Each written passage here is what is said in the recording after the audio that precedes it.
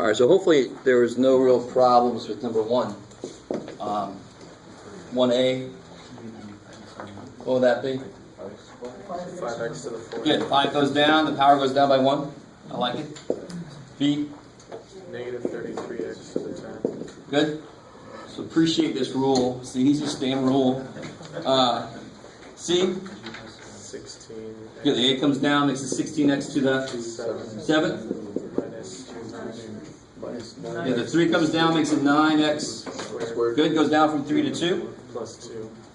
Good, plus 2. And let me focus on this for a second. Just this piece right here. If this is my f, just that last piece. And I talked about earlier, it's really just find the slope of that line. But if you really want to look at this, that's x to the first. And this is x to the 0. Right, because there's no x's there. So one way to really just make it really obvious is that x0.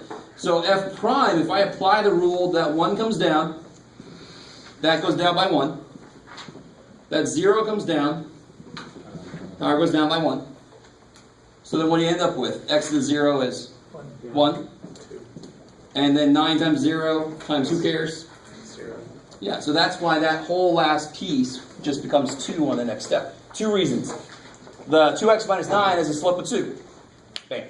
Or write it in the right format and then the rule can work. If you want to apply the rule to everything. If it's not in the right format, the rule's not going to be able to work. Okay, we'll leave that there. What about D?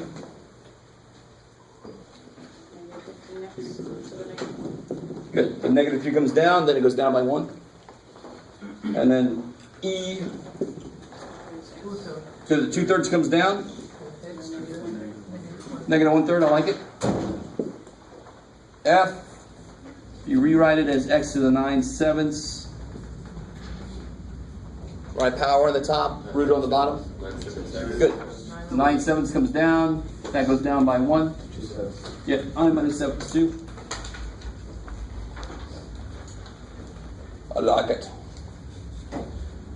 So, number 2, whenever I say words like, obviously the tangent line somewhere should indicate to you I'm talking about something to do with the slope at that point, which means for calculus it's finding the derivative at that point, right? And there's a really good question. Somebody said, do I plug that point in first and then take the derivative? If you ever did that, what would happen? 0. Yeah, if you plug a point in, you get a number. When you take a derivative, you get 0, which is not telling you a damn thing. So you never plug that point in first. You'll just verify that it's a 47 output, right? Which is never a bad idea, just to make sure I did it right? But you don't want to take a derivative of that because it's going to be 0. You're going to lose all the information. You have to do the derivative for the whole function and then plug in the point that you're interested in. So, for 2...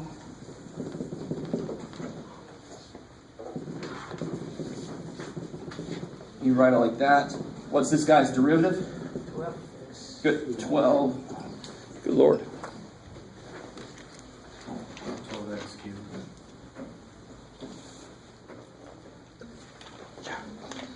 12x cubed. Good. That comes down, makes it positive. And it goes down by 1. And now that tells me what? What is that? That's the derivative, but you put in the 2 to get the I love it. So that's the derivative at any point that I'm interested in, and I'm interested in the point where x is 2. So the m is going to be f prime of 2, and when you plug a 2 in there, what do you get? 96.5. 96.5. I like it. Cool. Sweet. And then I personally don't like the y minus y1 crap, but you can do it either way you like. I like y equals mx plus b, and then just solve for b. Right? I don't know if you've ever seen it that way, but either way. If you use the y minus y1, you'll still get there. No problem. So if you solve for b, you get twice this is... Negative 146. Whoa, what happened? 193. Yeah, 193, then you subtract the 193 over here, so you get b equals... Negative 146. Negative 146, so you get y equals 96.5x minus 146. Cool.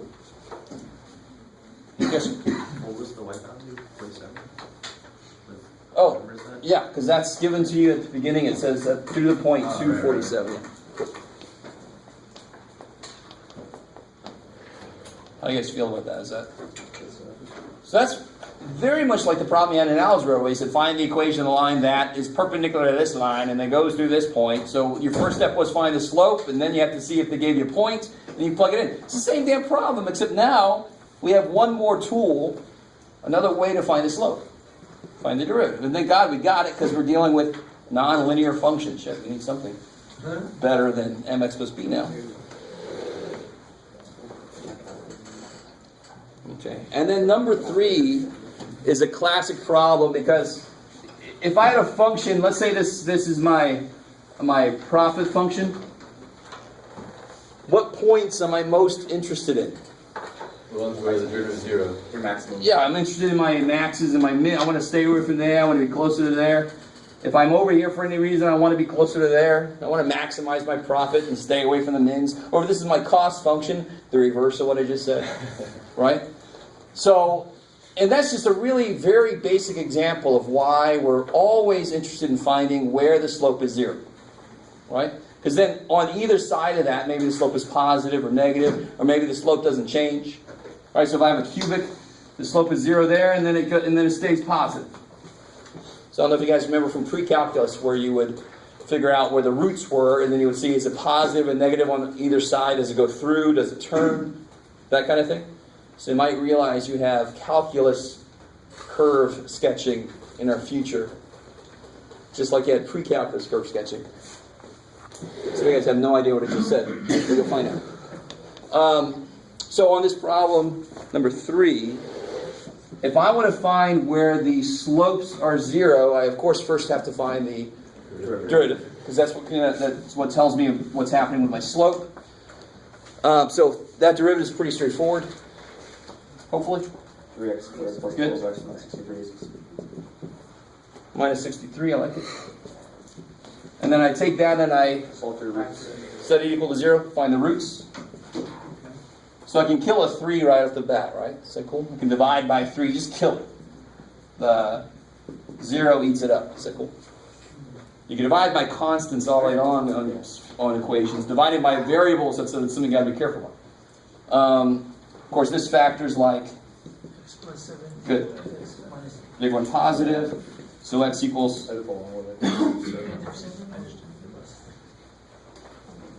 so those positions, yes sir? But why did you divide by constant?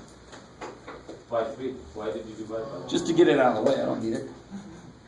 Now, if I left it there, does it contribute any answers? It does, because for me... Tell me how to make 3 equal 0. I can make x minus 3 equals 0, make x 3. I can make x plus 7 equals 0, make x negative 7. I can't make 3 anything other than 3 because it's 3. I don't have control there.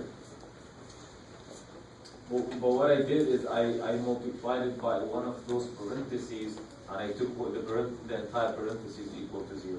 So I have the answer is x equal... oh, you know what? I do have one. Yeah, if I multiply this by if I multiply this, it's going to cancel eventually anyway. So, yeah. I just like to kill it the minute I can. If I have a common constant, just get rid of it. If it's equal to 0, yeah, get it out of the way. And real quick, this function started off as a cubic, right? In fact, it's where'd it go? So it would look something like at negative 7. And at 3, what would be true about this? In fact, what's the end behavior of this thing? See if you guys cool. Let me see. Yes. Okay. So around negative 7, and I'm not going to try to make this perfect, but negative 7 and 3 should be the locations of what? Where it crosses the horizontal axis. Where the tangent line would be horizontal, and in other words, it would be the location of a max or a min. Right. So if it has to start going down and up, it's probably going to be a max there, a min there, and then it's going to go forever up. So that's your cubic, right? Obviously, my ladder strip should be 8, but I'm just going for the shape of the damn thing. Is that cool? Okay. All right. Good. So in a lot of calculus problems, the first step is derivative. The second step is set that thing equal to 0. But the problem is students start setting it equal to 0 way too often. Right? So you have to be careful about where you want to do that. Okay. Oh, that's it for that guy. Good. Okay, we got all that stuff. Cool. So I want to finish out section 3.1. There is something that's a little interesting here about exponential functions.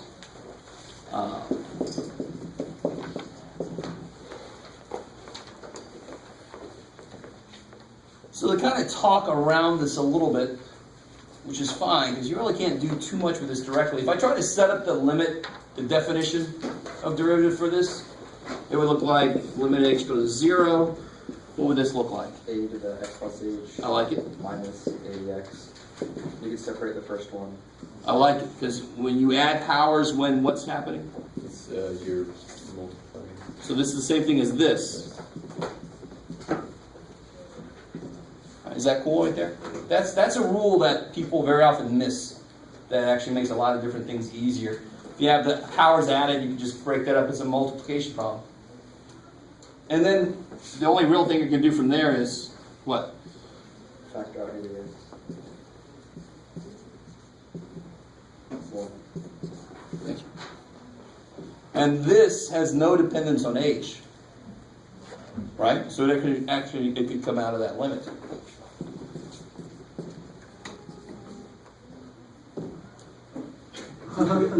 What was that? Okay. This is a little freaky. Now, what the hell's going on there? Now, if you try to plug in a 0, what happens? You get 0 over 0. So you get an indeterminate form, which doesn't seem very useful. But what's really weird about this expression right there is it's specifically the slope of the function at 0. If you realize that. So if I wanted specifically not x plus h, not this, but if I want it at 0, I just plug a 0 in for x. Go with me for a second. So I can find a slope at a specific point by plugging the value in. That's what the book did in section 2.7. And that's when I said, why the hell would you do that? Just find the freaking function and then plug the point in. Makes a little more sense. That's section 2.8. But here, if we plug that value in, we'll get a to the 0 plus h minus a to the 0. What's a to the 0? 1 over a. So that is what that is. So this is equal to a to the x times f prime of 0. That is the derivative of the function at 0.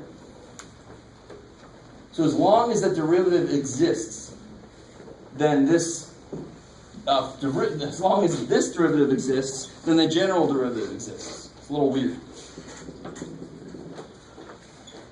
Okay, how are we doing there so far? Okay. And if you think about it, what happens with exponential functions? If you guys are with me or not.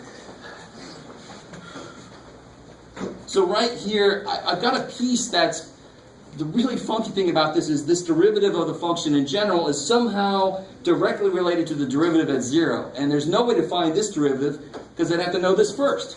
It's your classic catch-22, right? So you can't seemingly do anything about it. But you can numerically analyze, like for example, 2 to the x. So then 2 to the x, and then I have 3 to the x. And you can imagine, so at negative 1, 2 to the x would be 1/2. At negative 1, 3 to the x would be 1/3. So they are going through 0 at different slopes. Are you with me? Because this derivative is directly related to its slope at 0. So what's really interesting is if you do the analysis, 2 to the x, f prime at 0 is like 0.69 or something. Do they have it in here? Yeah, 0.69. And then f prime for 3 to the x at 0 is 1.10. So the way you could do that is you could do like we did back in chapter 2. You could actually find secant lines going through there, and you can evaluate them, and you can do all this stuff. Because I can't figure out what f prime is just to plug a point in. Are you guys kind of with me? So what do we do first about derivatives? I give you a function, you make a table of values where the second point gets closer and closer, and then you see if there's a pattern. Do they? Here, on the bottom of page 179, they do exactly that. They look at the pattern that you can see as you get closer and closer to 0. You guys kind of with me? So the really weird thing is if this limit, it's not the weird thing yet, if that limit was 1, that would kind of be interesting. Because then f prime of x for this would equal a to the x. It would just leave it alone. If that was 1, the derivative of that function would be itself. Do you guys see that? Which is really weird. Because you used to, I give you a function, you have to plot out its derivative. One thing I told you was, you don't follow the shape. Well, this one would actually follow its shape. So the number that does this, it's in between 2 and 3. You can kind of see that because that's 0.69, that's 1.10. So if I kind of go in between the two of them, I find out the value is e. And that's actually where it originally got its designation as a freaky-ass number. Because why does pi have a value? Why does pi have a notation, actually? Why is the value that pi represents, why is it given a symbol? Is it a useful ratio, a useful value? Because it was freaky. Why was it freaky? Because it was any circle you make. I don't care how big or small. If you take the circumference divided by its diameter, it's always the same damn number. So if I'm some, everybody nowadays is like, well, but I mean, back in the day, people would do that and like, holy shit. Right? That would freak the hell out of me if I didn't know that and I draw in circles and I don't know why, I'm just bored. But you can do this with students. You can wrap a line around a trash can, right? Awesome to have them play with trash can. Wrap a thread around a trash can, measure the diameter of the trash can, and then put the thread out and measure the thread, and then take the ratio, and you'll always get something like 3.14 something. So that's why it was given its symbol. They're like, whoa, shit. And of course, that's where the formula came from. You just multiply d up. But this is actually the defining quality of pi. Right? So you should know some of that. I don't know. So E was this weird-ass thing. E is the value that makes this work, and that's why it was given the symbol E. And it was actually Euler who did a lot of work with that, and he didn't make it E to name him after himself. He had a whole other reasoning, but I think it was just because his name was Euler. No. How's that? You guys kind of, how important was all that? Not really, but what's the big thing to come out of that? What's the derivative of e to the x? And if you look at the graph, and it's difficult to, if I just look at a general exponential graph, I'm not going to say it's e. You can imagine how it would work. What's true about the slope back here? It's positive, and it keeps getting, so it starts off very small positive, and then what's the slope do? It gets bigger and bigger positive, so my f prime would follow that shape. You with me? But it's the e to the x that would follow it exactly, right? 2 to the x would be, 2 to the x derivative would be 0.69 times 2 to the x.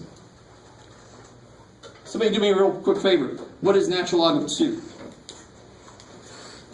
0.67.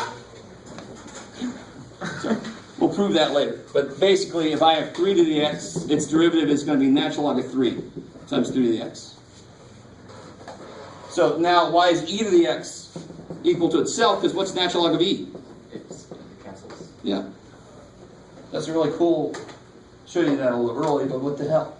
Right? That's why e is its own derivative, because natural log of e is 1.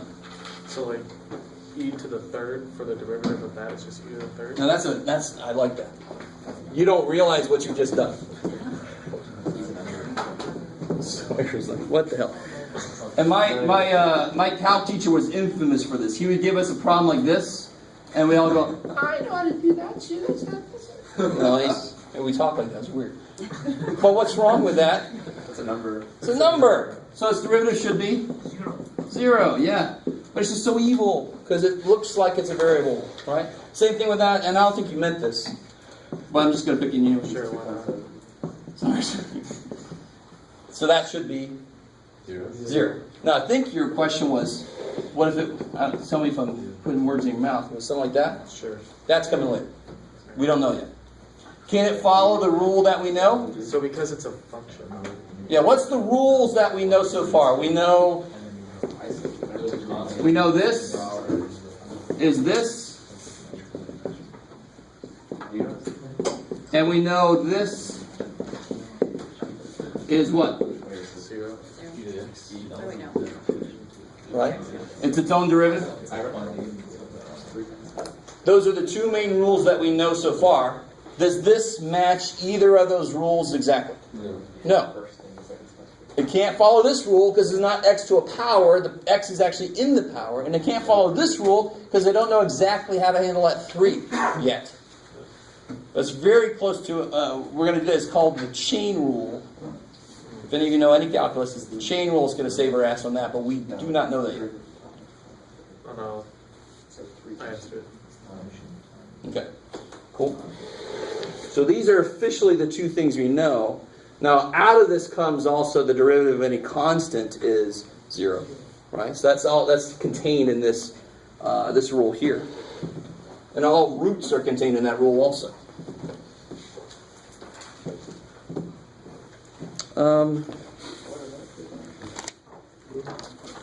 Sweet.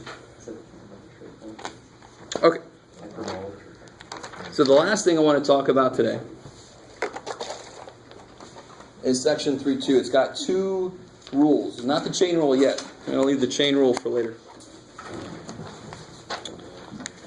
Oh, and there are some trig functions. Yeah, we'll see.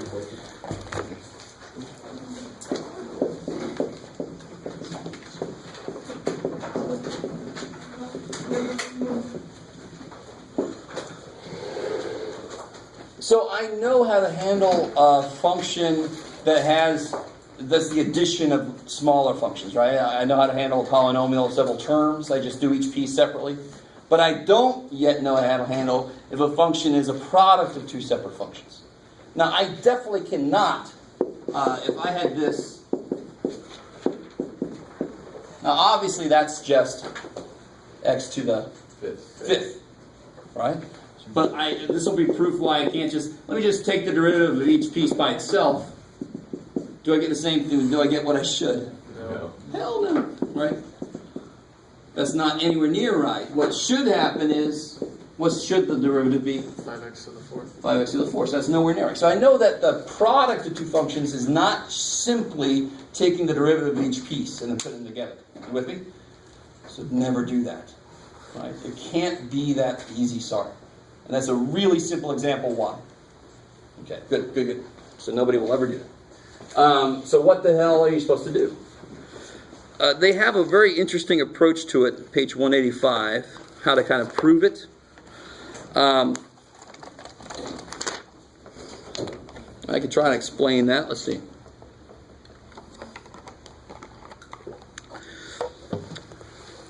So sometimes what we can do when we're trying to investigate derivatives is we can see what happens as we change the shape of something. So I want to do something like u of x and v of x. I want to see what their product is. We talk about the 2 worst letters to use for me. It's u and v. We use those in a lot of different places. But too bad. I'll try to make my v's more pointy. Okay. So if I had the product u times v, that's one way to show that geometrically. Right? So if I want to investigate what the derivative of uv is, which would be kind of like the change in uv, then if I change this by a little bit, so this will be delta u, that's how much u changes. And if I change this by a little bit, that's going to be delta v, that's how much v changes. You guys semi with me? Yeah. Okay, so I've just changed both sides of them by a little bit. Okay? And not an infinitesimal amount, because that's why I have the triangle. That means a crude amount. So what's kind of like the product now? It would be u plus delta u times v plus delta v. Okay. And then I can FOIL that bad boy out. But what we're actually trying to get at is this delta u, this delta uv. I'm trying to figure out what's the differential of uv. I'm trying to figure out what that product does. So what happens when I multiply this thing out? Okay, uv. Times u delta v. Yeah, plus u delta v. V delta u. Yeah, this is where it gets really interesting. Plus delta u delta v. I like it. It's a symbol. Okay, and that of course is equal to this delta uv. That's how much the product changes by. How much does the product change by if I change each side by a little bit? So let you guys absorb that a little bit. This is a derivation. This is a derivation. This is a proof of a rule. This is not something I expect you to be able to do on your own, necessarily. Might have something related to it as a bonus problem. Okay. So I've got this piece here. And what I really want to get at is, I want to get at this here. Let's figure like this out. This, what do you think is happening? What do you think is going on there? Let me see if you guys, cool. What's true about delta U and delta V? How large are those? Not very. Not very, right? They're not infinitesimally small, but they're pretty damn small. And in order to really get at what I want to get at, I'm going to let these changes get really small. I'm going to let these changes that's happening get really small. So that what's going to happen to this product of very small things? It's going to go to zero. So the product of very small numbers is even smaller than anything else. So that's going to just go to zero. Yeah, we know so far. So you see that kind of thing happen a lot, where you have these two changes that get multiplied. Compared to everything else, they are stupid small. So that just goes to zero. Okay? And just a kind of a little word on notation, what we're trying to get at is this. We're trying to get dy dx. And this would actually be approximated by, this is my function I'm trying to do, right? I'm trying to do the product of those two. That's my y. That's the function I'm really investigating. Right? And actually, I mean, I could draw a zero the other way. This approaches that as these changes get very, very tiny. You with me? That's actually where we got derivatives from. We let that difference in the 2 points get really, really small. Let those changes get tiny.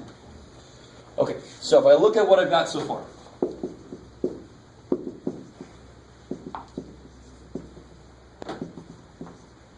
I can divide each one by delta x.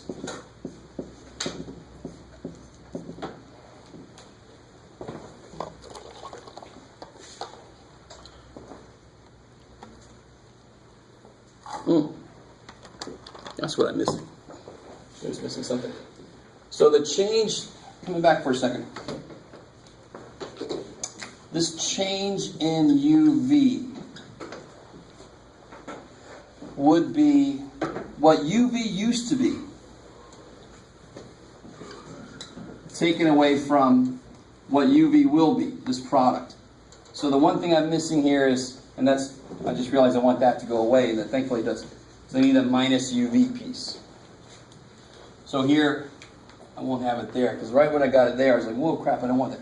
So this UV piece cancels. And let me make sure you guys are kind of with me. If I wanted to change in temperature, when I take the temperature, what it ended up at minus what it used to be. So that's the piece I forgot from the beginning. It's what it is now minus what it was at the beginning. So thankfully that piece goes away. It's got no delta dependence, so it's not really going to be related to a derivative. I don't want that in there. Okay, cool. So that piece is not there.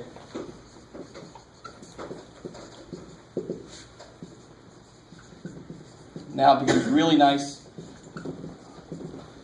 It's bothering me in the back of my brain. I'm like, this is not going to work out the way I want it to. So that, hopefully that part's pretty simple, because that's I should have made a big deal of that in the beginning. This is just the change in the area.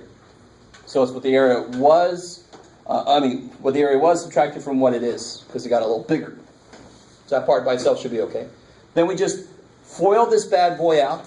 Got a bunch of crap that we don't really know what it means, but it's, if I assign numbers to these, of course, that would make complete sense, and we just know they're a little bit bigger now. Just increase each side by a little bit. Then I introduced this. I just divided everything by that just to put it in the right format. And now I can let the limit as delta x goes to 0. That's really the same thing as that h goes to 0. It's the same idea. The change in x, let it go to 0. So this will now be duv dx, which is really another symbol for y prime. How's that? Right, d by dx of my function. So the derivative of this product with respect to x, because what are u and v? They're both functions of x. How we doing? So the only variable in here really is x. The u, v are just like f, g, h. They're just functions. So what happens over here if the limit is delta x goes to 0? This becomes dv dx plus v du dx.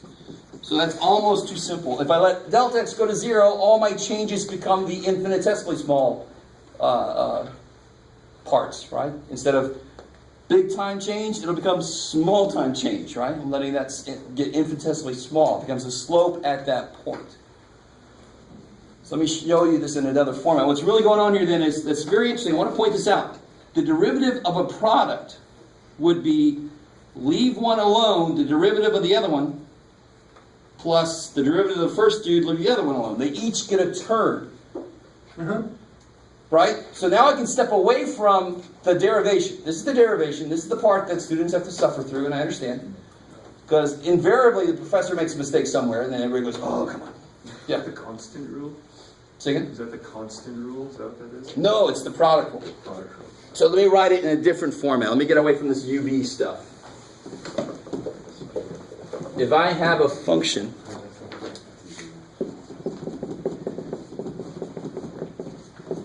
cool, h is f times g, then the derivative of h will be, it doesn't really matter which one you do first, derivative of 1, leave this one alone, plus leave the first two alone, derivative of the other one. It's kind of nice. Let's check this out. Like we checked out, the first thing I did was, let's pretend like I could just take derivative of each part. And we saw very quickly that was crap, right? So let me do this. What if our function then is x squared times x cubed?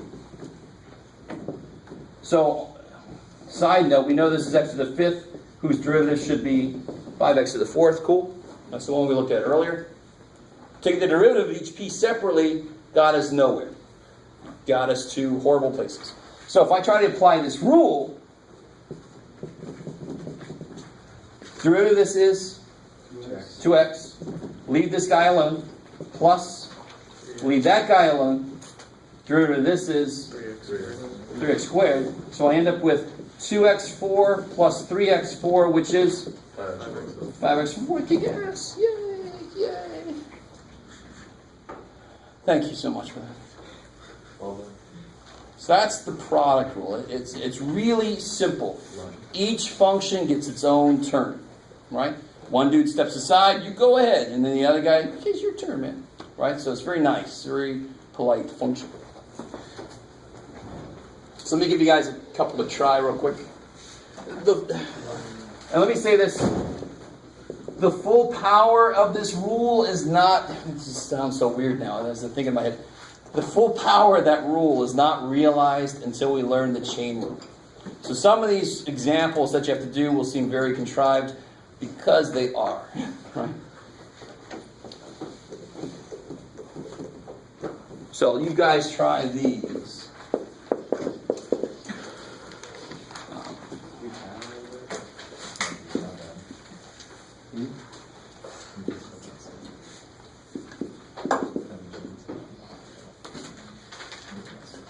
Let's not make it too freaky.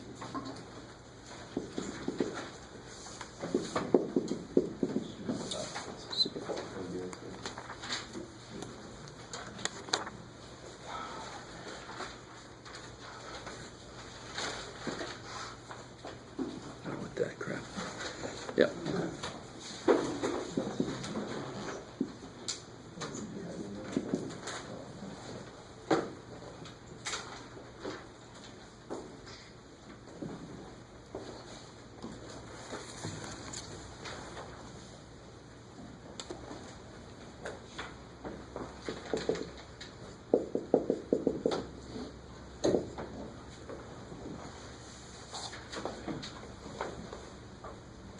Using the product rule.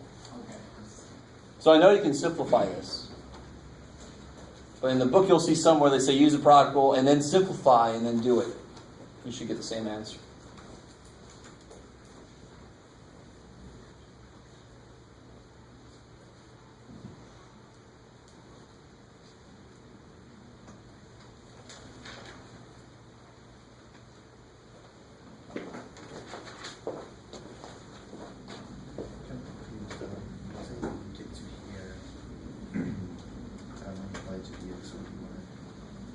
dydx. So the rule now says to get h prime, or to get dh dx, I take the derivative of one times the other one, plus this times the derivative of that. They each get a turn to have its derivative taken.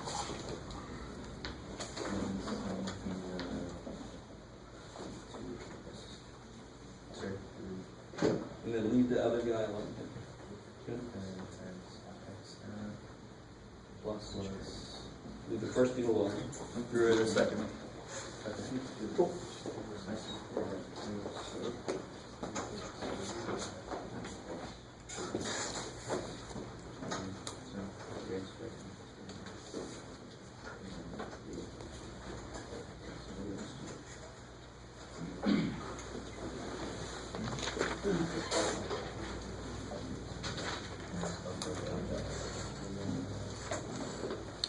It's mostly quotient.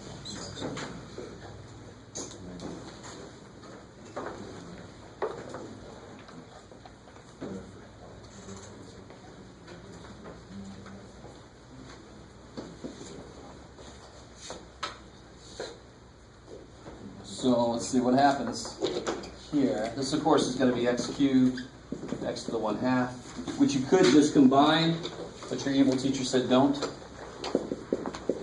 So applying the product rule, what do you get? You get 3x squared times x to the power half. Good. So you take the derivative of one, leave the other one alone, and now you plus, and then you do it the other way. I like it. Plus 1/2. Okay. So x cubed, 1/2, x to the Oh, minus half. minus half. I like it. Wait. Oh, no. So then you get 3. 3x to the power 5 over 5/2. 2 I like it. plus half x to the power 5. Good. Half x to the 5/2, right? Simple. And it shouldn't be a surprise to us that we end up with like terms because there was a way to simplify this to begin with. So I should end up with two parts that I can put together. And then I get 3 power 3 half x to the power 5. who what? 7/2 is better. 7/2 x to the 5/2.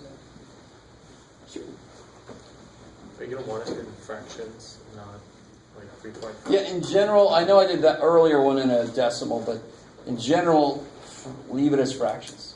I mean, especially if it's 7/3, don't round it. That's crazy. Yeah. If you start doing that and you have to do further and further things, your result's going to be way off from where it's supposed to be because all those roundings will kind of compound. Of course, if you put this together to begin with, what would it be? X to the 7/2 is right. So then the 7/2 would come down. That would go down by 1. So, right, that of course is the easier way to do it. Now this guy I can't really simplify. So this one, I have to apply product rules. No other way around it. But it's the same idea. 3x squared times ex. X cubed times ex plus x. And what's the only thing you can really do here? Take a common, maybe Dx. dx squared.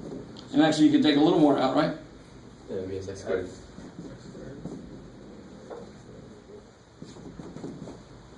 See, and then you could do what?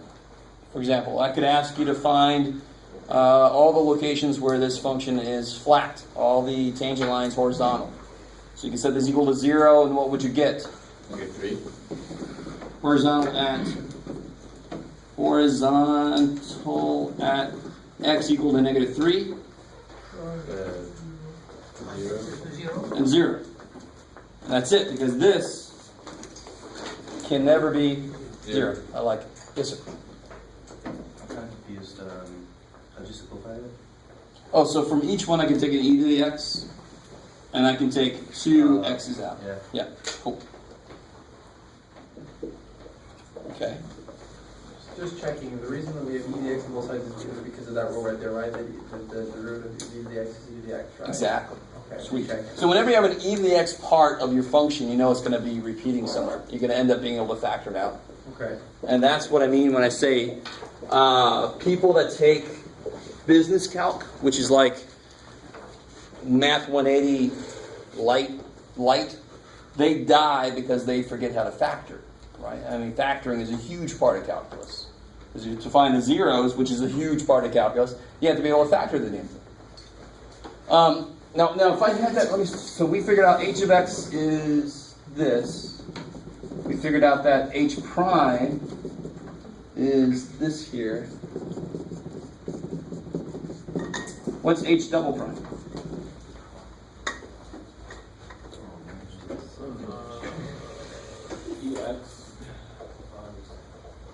Each one? Good. So 2 things. The product rule doesn't require just 2. You can do any f times g times h times I times j, all those functions you just do. F times the rest, f prime times the rest, plus g prime times the rest. Does that make sense? So I would just here, if I do it from this form, I would do e to the x, right, that derivative times these, plus, leave this alone, the derivative of this, times this, plus, leave this alone, the derivative of this is, 1. I love it. And then you can factor that and all that kind of crap. You guys kind of with me? Now, in a sense, it's kind of silly to do it from here. That wasn't that hard, but it actually would be easier to do this before we factored, right? Because then there's only 2 pieces in each, but there's 2 terms. It's a little bit of a trade-off. You guys kind of with me? So I don't care how many functions I have in a row multiplied, I can just extend the product rule to cover all of them. So if I have f, g, h, the derivative would be f prime gh plus f g prime h plus f g h prime. Is that cool? Each one gets a turn. It's awesome. The rule just extends. Beautiful. Gotta love it. Okay, maybe. Now, That's the truth there. it's always a little bit more difficult to use the product rule without chain rule because it doesn't really become very useful until we have chain rule. And let me show you a problem that we will use product rule for that you would not want to do any other way. But we can't currently do it. So why are you showing it to us, Jeff? Just call me.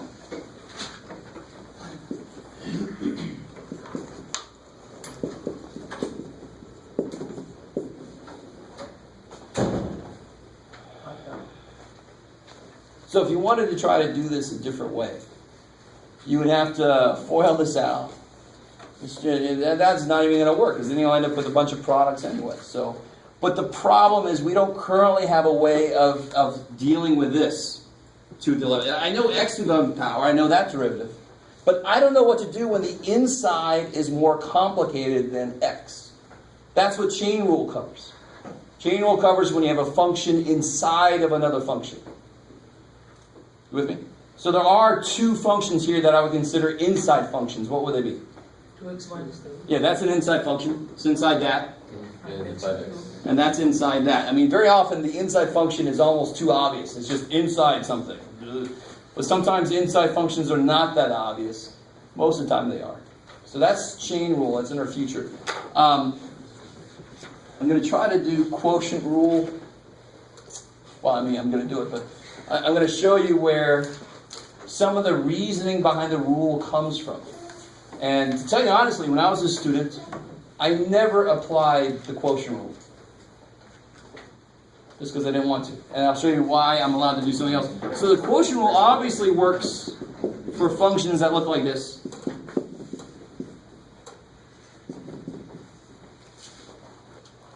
Incredibly enough, that's why it's called the quotient rule. Right, so I have a quotient of two functions. And if I were to write, and I'm trying to figure out how to explain why the rule is the way it is without getting too deep into it. If I were to bring that 3x minus 5 up, what would happen to it? Good, so I could make it a product, but it would become, yeah. And again, we have the same problem. We have an inside function. We don't know how to handle it yet, but that's what I would do. I would bring the bottom up and make it a product, and then apply a product and chain rule on the graph. But realize this: if I apply the product rule here, I would do. How would I work it exactly? I'd do this guy derivative times him plus derivative of this guy. But what's always going to happen when I take the derivative of this guy? To be chain rule? What's the basic idea of something to the negative 1? What's that negative 1 going to do? It's going to come down. You with me? X to the negative 1 derivative is negative x to the negative 2. You with me? So that piece, when I do this guy's derivative, that piece is going to involve a minus sign. It's not going to be a plus line like in the product rule. How are we doing so far? So the rule itself is, let me write this here. If I have a function that's a ratio of 2, then the derivative is going to be f prime g. And again, whose derivative did I just do? It's kind of a silly question, but I just did f's derivative, right? So that's why it's not negative. Because f is not the one that would be to a negative power if I brought it up. You with me? So when I do g's derivative and leave f alone, it's going to be minus. That's the fundamental difference, the first fundamental difference between this and the product rule. But also, it's going to be over g of x squared. And I can do something to kind of show you why that works that way. If I can make the bottom a little bit easier to work with. So let me hold off on this one for a second. So if I had a function like this, well,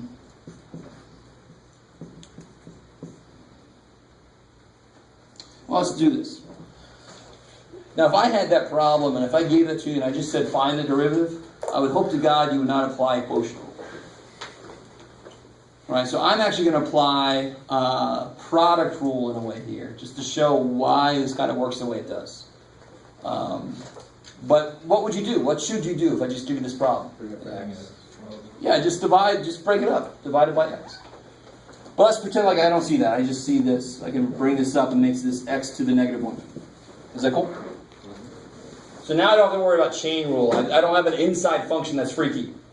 The inside function is like x inside a negative 1. That's fine. It's nothing worse than x. Chain rule comes in when it's more than x that's inside.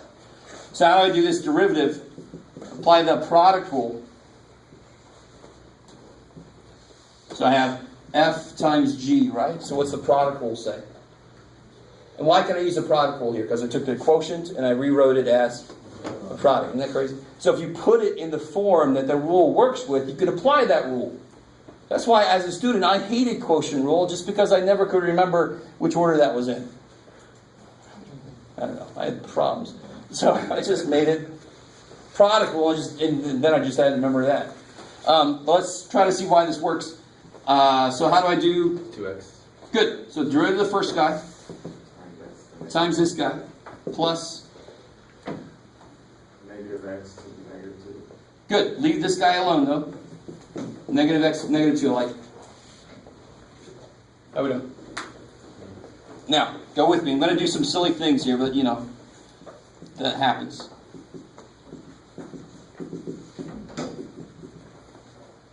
Oh, didn't mean that to be one of those.